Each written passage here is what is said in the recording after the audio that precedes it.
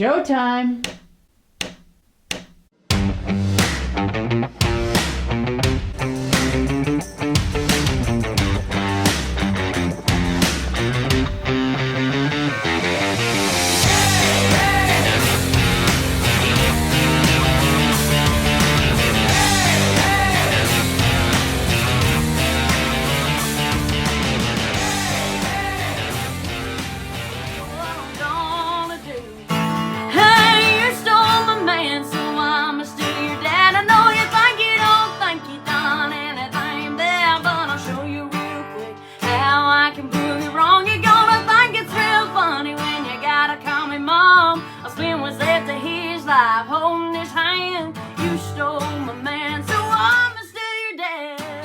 Welcome everyone to the Rosie and Bill Show. Our guest this week has been making music and bringing joy to everyone she comes in contact with for years. And her latest single, Steal Your Dad, well, it's an instant classic, and it's taken off like a rocket ship. Please welcome to the Rosie and Bill Show, one of the most genuine and likable rising stars in country music today, Dallas Remington. Dallas, welcome to the show. Hi, thank you so much for all those kind words. Oh my gosh. I'm like, I can't. Thank y'all so much for having me. Well, we're excited to have you. We watched the song Steal Your Dad. And we both watched the video with your dad, but we'll get to that later. But oh my gosh, that is so funny. Thank You really have a great sense of humor. Now, I point out to our audience, speaking of a sense of humor, what is the writing on the back behind it? Yeah, I kind of scooch. So we all around the room here, I'm in my studio, we have lyrics to a bunch of my songs, but this is one of our favorite parts from my song Princess that came out in 2021. But it says, it don't matter that your mama was the 88 soybean queen. And then it kicks into our chorus, you ain't no princess, you know. So, but yeah, so we have them all over the walls here. And that's a great video too, by the way, Princess. Awesome video. Thank you so much. I like that. I like how you call a spade a spade. I like that. Everybody needs to be called out. We all need to be grounded a little. People need to call me out for stuff, and I'll call people out for stuff. So. That's right. And why not have fun doing it? All in good fun. Exactly. So Dallas, you started out at a very young age. I understand that you started playing the guitar at the age of 9. Yes. Yeah. And then moved to Nashville at 11. Is that correct? So I'm only from 2 hours from Nashville originally. I'm from Western Kentucky. So I started playing guitar at 9. I started performing in Nashville at 11. And by the time I was 13, I was performing in Nashville multiple times a week. And then by the time I was 15, it got to be a lot. So we got an apartment here and we officially made the move. And then when I was 16, we bought our first house in Nashville and been here ever since. So come up on Halloween will be 7 years to the day since I moved to my first apartment in Nashville. Wow. What drew you to singing and when did you know that you had that gift? Well, so I, just like every other little girl when I was growing up, I was like, I'm going to be a famous singer, and so I loved singing and I started performing in my church when I was really young. They would let me come do specials and sing songs and things like that. And then, I'm one of those people that I just wait for what seems like the right doors to be open. And we're a very faith-based family and my career is very faith-based as well. So I look for what looks like the signs that these are the directions that God's pointing me towards and the way I'm supposed to be going. And so I started performing when I was 10 at a little Opry back home. And I've always loved playing there. It's called the Kentucky Opry. And I started performing in their Stars of Tomorrow show and their talent search. And looking for those doors and things opening the way they were supposed to be. I actually won my week of their talent search for the youth division. And they posted a video of me singing Miranda Lambert's The House That Built Me, actually. And a producer here in Nashville saw it and invited me to come be on my first TV show in Nashville and then started booking me for all these live youth showcases around town. And so it was just one thing after the other. And, music had always been like a huge passion of mine. And I was a soccer player, but it was music and soccer. Those were my two things. And so I always knew that something in my life was going to be one of those things. And, when I was 13, I was given an ultimatum by a coach saying I had to pick soccer or music, and I don't like being told what to do, so I picked music and said, see you, buddy. Never showed up to another practice, never went to another game, and it's been music full-time ever since, which I know in my heart was the right decision, because there's nothing I'd rather do than sing and play guitar. Dallas, you mentioned your faith, and one of the things that really impressed me about you is the fact that, and you talked to Rosie, and you also talked about how you started at such a young age. And I'm going to combine the two with something that you did that was very admirable. At 12 years old, you started a melody for the elderly, and you were playing for these folks week after week for years. You've been involved in a lot of other different charitable causes. So I'm wondering, why is it so important for you to give back in that way? And what have you learned from some of those experiences? Well, I know firsthand personally how music can help people heal. I mean, any situation I go to, either I have to go write by myself afterwards, or I go to my friends. I'm like, hey, we got to write this, because I know it's going to help me through it, to talk it through, to write it down, and to write a song to it. And so one of my first ever performances that I did through Melody for the Elderly was at a long-term healthcare facility in Western Kentucky. And it showed me that day, I was 11 or 12, I don't even know how old I was. It showed me that day how music can affect people. And I'll shorten the story a little bit. There was this lady there that sat through my whole show, and she came up to me and was talking to me. And she was actually a coal miner's daughter from Eastern Kentucky, very close to where Loretta Lynn was from Butcher Holler. And so she was telling me this entire story about her dad. And I was just like, oh, that's so awesome. Because I had just sang Coal Miner's Daughter. I was like, that's so sweet that she felt like she should come share her life story with me. Week after week, she didn't remember who I was. But every time I'd sing Coal Miner's Daughter, she'd come up and tell me that story. She had very, very progressive Alzheimer's, and she didn't remember anything. But when she heard Coal Miner's Daughter, it brought it all back. And that was, at 11 years old, what a like thing to learn, to see how a 3-minute song, not even 3-minute long song, can literally beat a disease like Alzheimer's, even if it's just for a minute little space and time. And so that showed me just how music can help people, and how they can, even like I said, if it's for 5 minutes at a time, it can help you get through something. And so from that moment forward, anytime I've had the chance to volunteer with music or to give back through music, I do that, because I know that it could help anybody out of any situation if you sing the right song at the right time, or even just make them forget about the things they need to forget about. Dallas, that's so true. Music is so healing, and it's so universal, and it seems to pierce the armor of, even, like you said, people with debilitating diseases. And you sound like such an old soul. I mean, to learn a lesson like that at that age, and have the grace and wisdom to handle it the way you did, and not get frustrated with her or whatever, and like, I already heard it, you know what I mean? Like, it's beautiful. And along those lines, as a songwriter, how do you think that you have grown from when you first moved to Nashville to now? And what inspires you?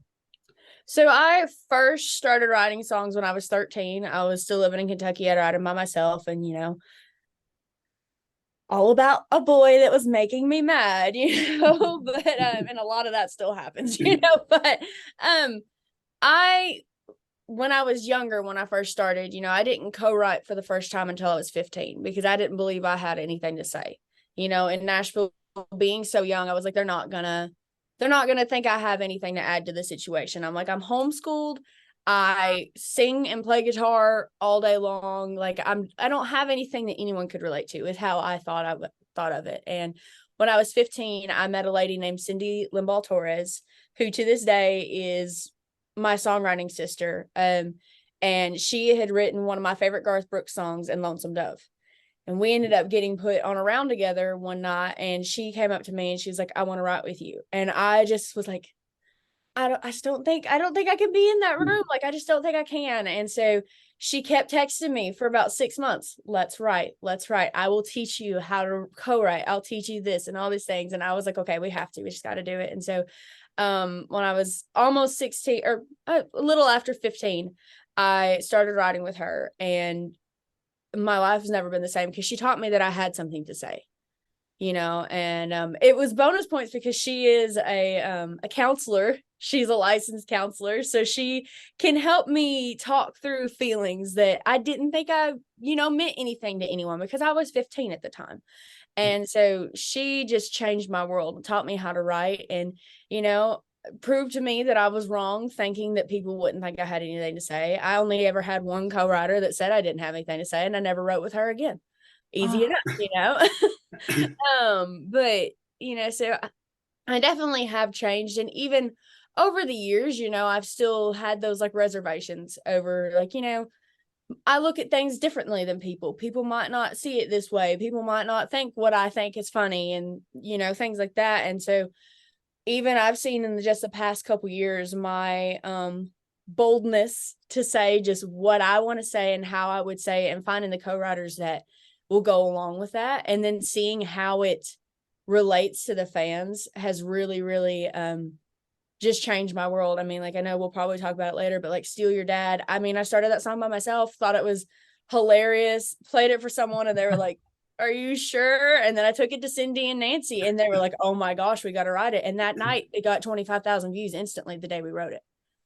How can you not listen to that song and think, oh my God, this is hilarious. It's a great song. Like, there's a lot of people who don't think it's hilarious. And trust me, they air their opinions. But, oh my gosh. But it's crazy though to see that, yes, we are, we're all unique. We're all our own people, but we've all been through situations that if it wasn't the exact situation, we can all relate to it. And that's what I had to learn as a songwriter. Yes, I was homeschooled. I grew up on a farm and I played soccer. Like, I didn't do what a lot of kids did, and I didn't grow up the same way everyone did. But you could take the situations and make them to where everyone can understand it, because everyone has been through similar things when it comes to family, when it comes to relationships, when it comes just to life in general.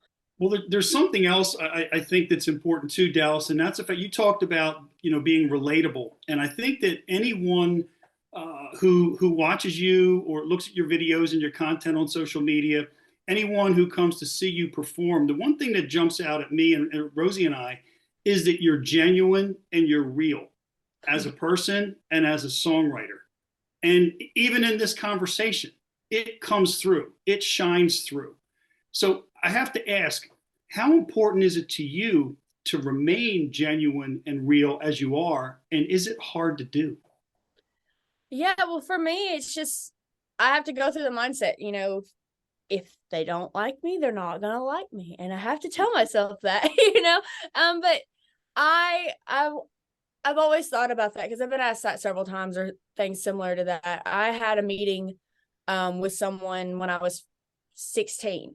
And they went through and they asked me all these questions. And they were like, at the end, they were like, it seems like honesty is a huge thing for you. Like, in the artists you listen to, the lyrics you listen to, the songs you listen to, like it comes through that you like people that you are believable and you could tell that they've lived that life. So like I always say, and we even released a cover of this song, like Queen of My Double Wide Trailer is one of my favorite songs.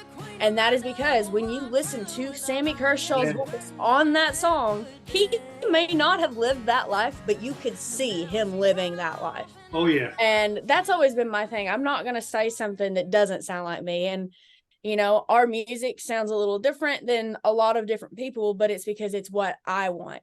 We have songs that are hard rock almost. We have songs that are super, super country, but they're because of that's how I feel and the music that I love. And so that's the most important thing to me. I never want to be something I'm not. And, I want people to know me for me, not know me as a character or as an actor. I want them to know me as like just Dallas, and everything I put on social media is just me.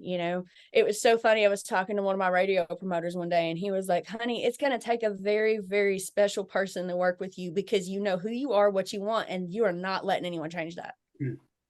And he's like, it's going to take us a while. And I'm like, that's fine, because I ain't going to let anyone change me. So you know what? Maybe and maybe not. Yeah. You don't know if it's going to take a while, but you might meet that person. They're like, you are exactly what I'm looking for. Thank God. This is the product that I want to market, Exactly. so I wouldn't, allow that to seep in there too No, deep and it's either. not. It's funny though, because I'm true. I knew it because that guy I was talking to. He has a really good contact with someone. I'm like, I was frustrated with him. I'm like, man, why have you introduced him to me? And I was like, he goes, dude, no, y'all would probably fight 24/7. He's like, we're gonna find you the right one. So we're still looking for that right one.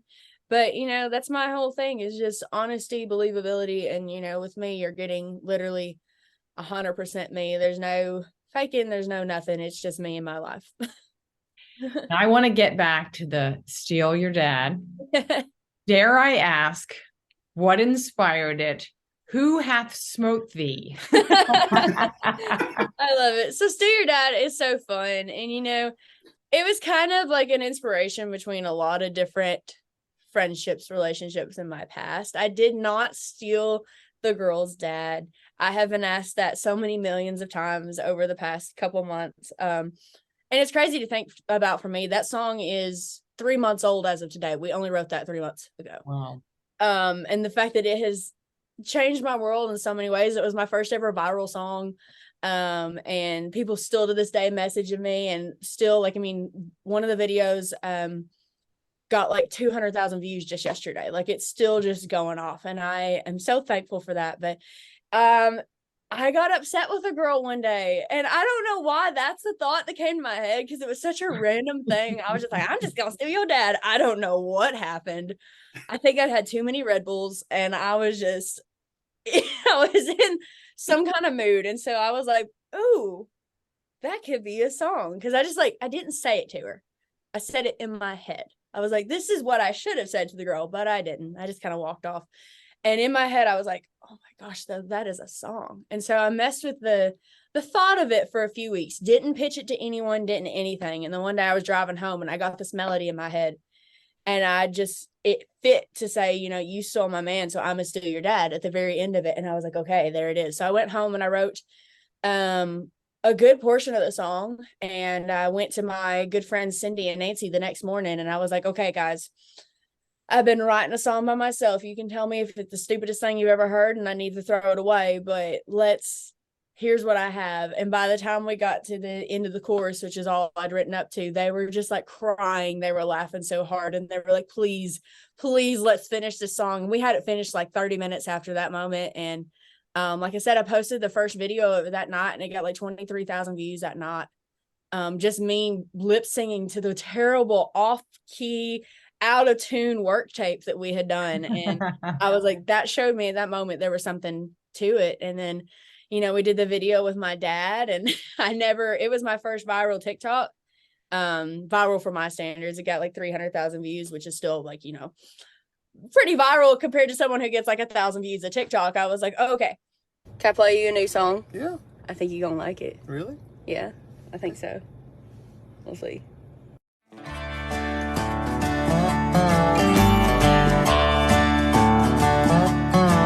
Well, you waltzed on up in your little mini skirt, used a cowboy hat and daddy's money to flirt. My man didn't know what hit him next, thing he was gone. That's just how love goes, so it's time to move on. I guess I'll find me a new one too. Yeah, tell you what I'm gonna do. Hey, you stole my man, so I'ma steal your dad. I know you think you don't think you done anything bad, but I'll show you real quick how I can prove you wrong. You're gonna think it's real funny when you gotta call me mom. I've been with threads of his life, holding his hand. You stole my man, so I'ma steal your dad.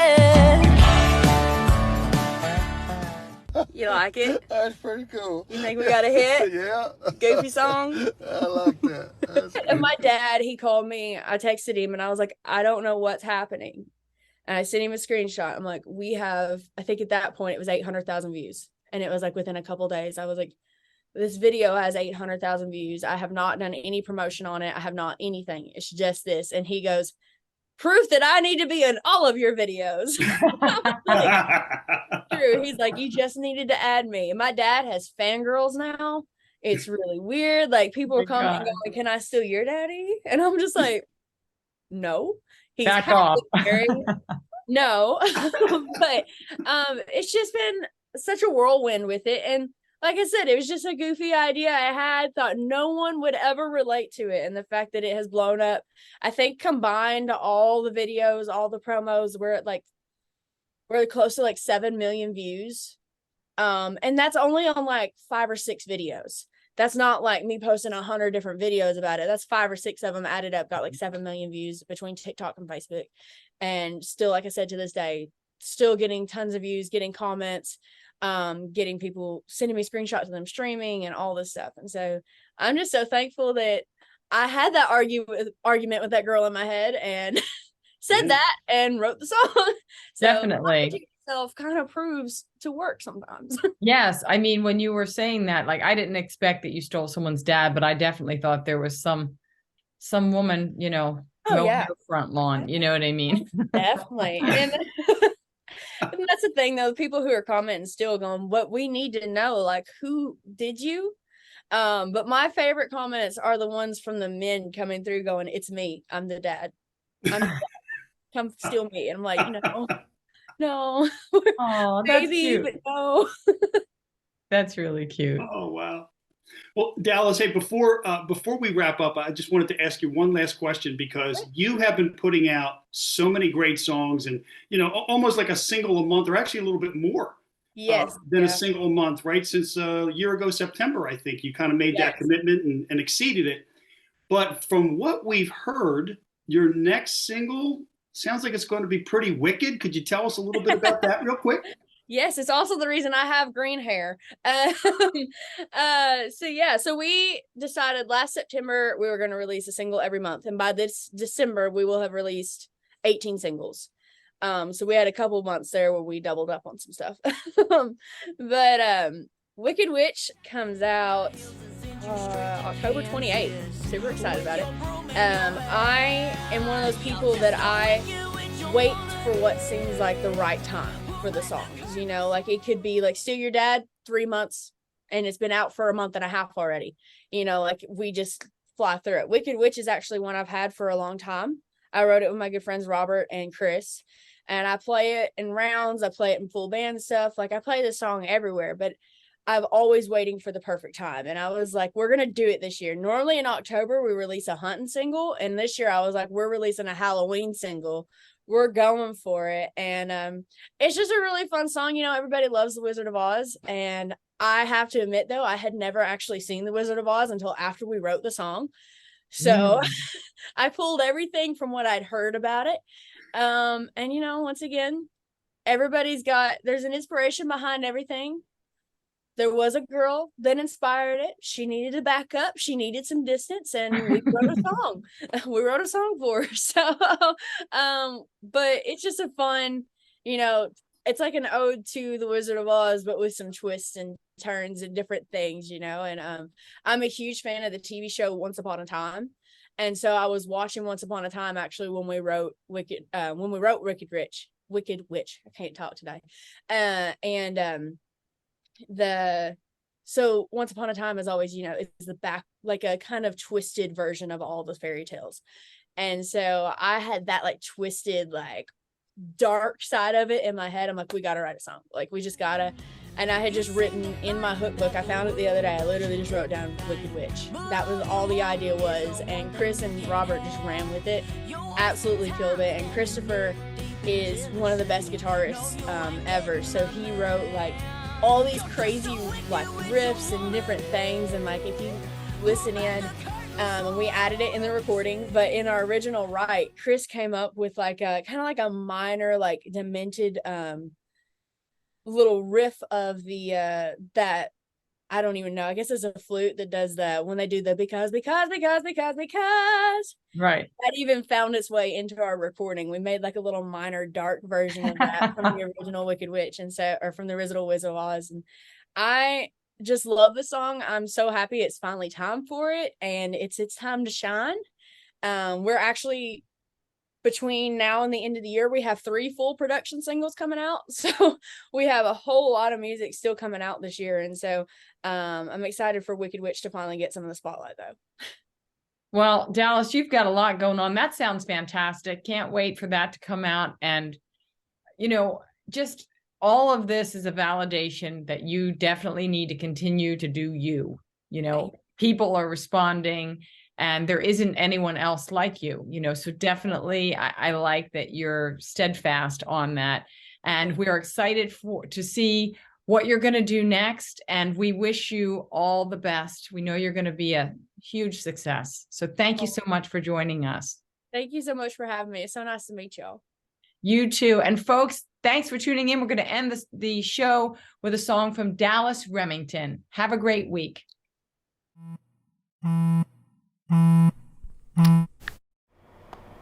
Hello. Hi, girl. Haven't seen you in a while. I was wondering if you wanted to come out with me to my gig tonight. Nah, girl. I got invited to the party of the year. Super elite. Catch you later. Whatever, princess.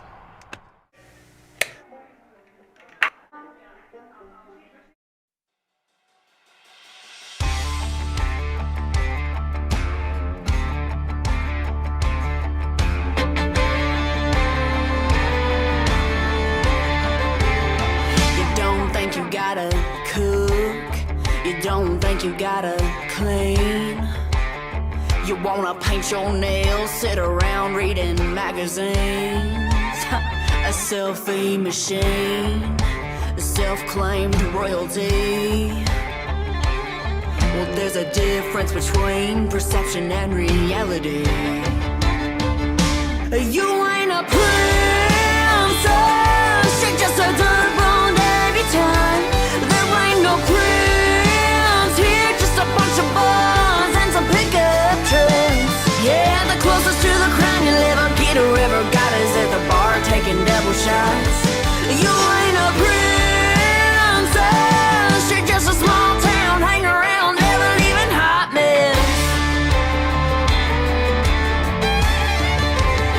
Ain't got a castle on a hill, girl, let me be real. You got a double wide trailer with some late utility bills.